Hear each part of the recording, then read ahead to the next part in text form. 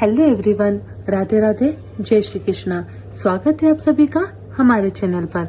ओम नमो भगवते वासुदेवाय।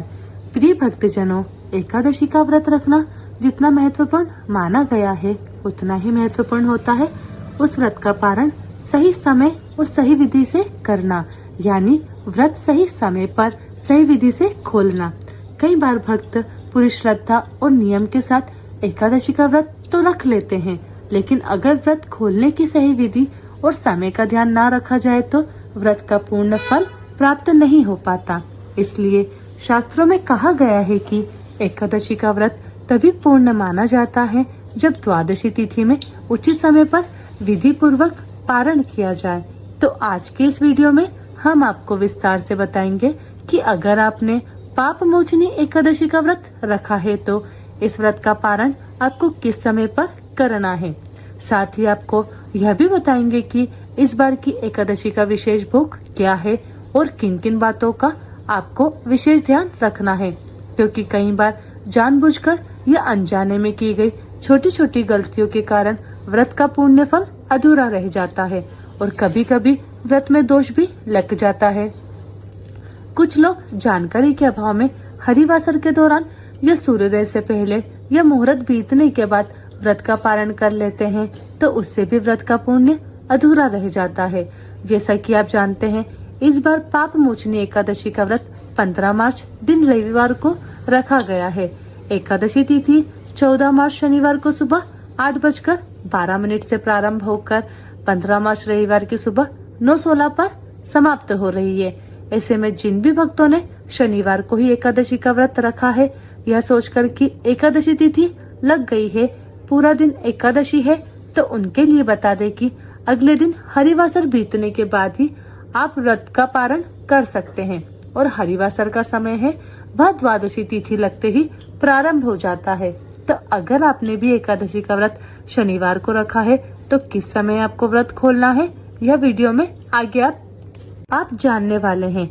द्वादशी तिथि 15 मार्च रविवार की सुबह 9:17 से शुरू होगी, जिसका समापन होगा 16 मार्च सोमवार को सुबह 9:41 और हरिवासर का जो समय वह 15 मार्च रविवार को सुबह द्वादशी तिथि लगते ही शुरू होगा, जो कि शाम 4 समाप्त हो जाएगा। तो इस दौरान एकादशी का व्रत नहीं खोला जा सकता, ऐसा शास्त्रों का नियम है। और क्योंकि शनिवार को रखा गया एकादशी का व्रत 24 घंटे से अधिक का होगा, ऐसे में आप 15 मार्च रविवार को यदि व्रत खोल भी रहे हैं तो शाम 4 बजे के बाद से लेकर 5 बजे के अंदर अंदर व्रत खोल सकते हैं। हालांकि रविवार को ही व्रत रखना ज्यादा उत्तम होगा। रविवार को व्रत रखकर सोमवार के दिन व्रत का पारण होगा और 16 मार्च सोमवार को ब्रह्म मुहूर्त सुबह 5:01 से 5:49 तक रहेगा। सूर्योदय होगा 6:38 पर, सूर्यास्त होगा शाम 6:32 पर। इस दिन सर्वार्थ सिद्धि योग भी बन रहा है, जिसमें शिव योग सुबह 9:36 तक रहेगा। बाद में सिद्धि योग प्रारंभ होगा। राहु काल सुबह 7:30 से 9 बजे तक रहेगा। तो बहुत सारे शुभ योग इस बार सोमवार के दिन बनने वाले हैं। अब जान लेते हैं व्रत पारण मुहूर्त के बारे में। तो पाप मोचनी एकादशी का व्रत अब 16 मार्च दिन सोमवार को सुबह 6:30 से 8:54 के बीच में खोल सकते हैं। ध्यान रखिए, द्वादशी तिथि बीतने से पहले पहले आपको व्रत का पारण कर लेना है। सूर्योदय से पहले आप व्रत की पूजा कर सकते हैं, लेकिन स्वयं व्रत का पारण यानी व्रत जो खोलना है वह निर्धारित मुहूर्त के अंदर ही खोलना चाहिए। पारण करने से पहले भक्तों को भगवान के सामने विनम्र भाव से प्रार्थना करनी चाहिए और अपने द्वारा रखे गए व्रत को भगवान के समर्पित करना चाहिए।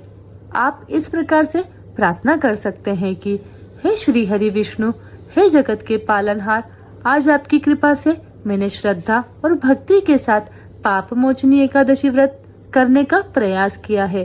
प्रभु, यह व्रत, यह उपवास, यह पूजा पाठ और यह कथा श्रवण में आपके श्री चरणों में समर्पित करता हूँ या करती हूँ।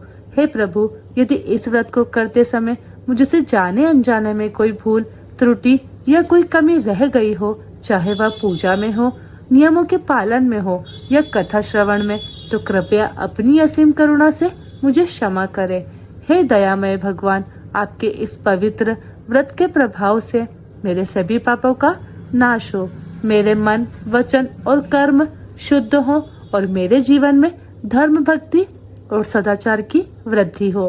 हे प्रभु, मुझे ऐसी सद्बुद्धि प्रदान करें कि आने वाले समय में मुझसे कोई भी पाप कर्म ना हो, मेरे मन में सदैव अच्छे विचार उत्पन्न हो और मेरा जीवन आपके भक्ति मार्ग पर चलता रहे।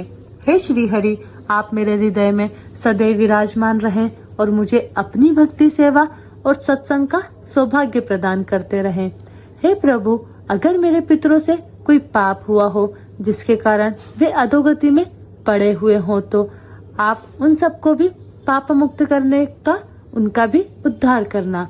हे प्रभु, आज आपकी कृपा से ही यह व्रत संभव हो पाया है, इसलिए इस व्रत का जो भी पुण्य फल हो वह मेरे परिवार, मेरे पूर्वजों और समस्त जीवों के कल्याण के लिए समर्पित है।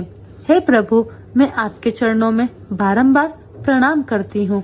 इस प्रकार प्रार्थना करने के बाद आप भगवान को धूप दीप दिखाएं और भगवान को भोग लगाएं, जिसमें सात्विक भोजन या पंचामृत हो और जिसमें तुलसी का पत्ता अवश्य से रखा गया हो। और इस बार की एकादशी का विशेष भोग है मोदक, यानी कि मोदक का भोग आप भगवान विष्णु को अर्पित करके उनकी कृपा प्राप्त कर सकते हैं। मोदक का भोग ना लगा पाए तो मन से ही मोदक का भाव करके मानसिक रूप से भगवान को भोग समर्पित कर दे और अपनी सामर्थ्य के अनुसार कुछ न कुछ दान दक्षिणा भगवान के चरणों में अर्पित करके उसका दान किसी योग्य व्यक्ति को, निर्धन व्यक्ति को अवश्य दे दे। द्वादशी तिथि को निर्धारित पारण मुहूर्त में आप स्वयं व्रत का पारण करने से पहले अपने सामर्थ्य के अनुसार दान दक्षिणा किसी योग्य व्यक्ति को दें। अगर ऐसा संभव ना हो तो गाय, कुत्ते, चींटी आदि के लिए भोजन का हिस्सा निकालकर उन्हें भोजन दे।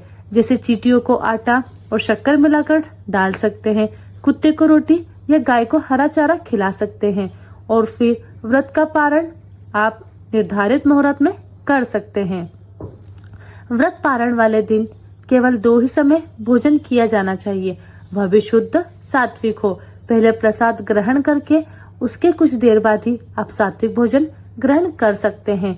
अगर आपने सोमवार को कोई दूसरा व्रत भी रखना है, जैसे कि बहुत से लोग इस दिन सोमवार का व्रत रखते हैं, या जैसे कि इस बार सोम प्रदोष व्रत पड़ रहा है जो कि त्रयोदशी तिथि को रखा जाता है। अगर आप भी ऐसे व्रत रखते हैं तो व्रत पारण करते समय केवल आप फलों का, पंचामृत का, फलों के जूस का, आंवले के चूर्ण का या फिर घर पर निकाले गए जूस का सेवन करके व्रत का पारण कर सकते हैं। पारण करते समय एक तुलसी का पत्ता अवश्य सेवन करें और पारण करते समय नमक का सेवन बहुत ज्यादा जरूरी हो तो केवल सेंधा नमक का सेवन आप कर सकते हैं, वह भी तब जब दूसरे व्रत में भी आप सेंधा नमक का सेवन कर रहे हो। नहीं तो आपके दूसरे व्रत के नियमों का भी ध्यान रखते हुए व्रत का पारण ही करना होगा। व्रत पारण करने से पहले तुलसी माता की पूजा करके तुलसी जी में भी जल अर्पित करें और धूप दीप दिखाकर उसके बाद व्रत खोलें। यह थी हमारी आज की वीडियो। अगर आपको जानकारी अच्छी लगी हो तो वीडियो को लाइक जरूर कीजिएगा और ज्यादा से ज्यादा शेयर कीजिएगा। हमारे चैनल को सब्सक्राइब करना ना भूलें। मिलते हैं आप सभी से अगली वीडियो में, तब तक के लिए आप सभी को राधे राधे, जय श्री कृष्णा।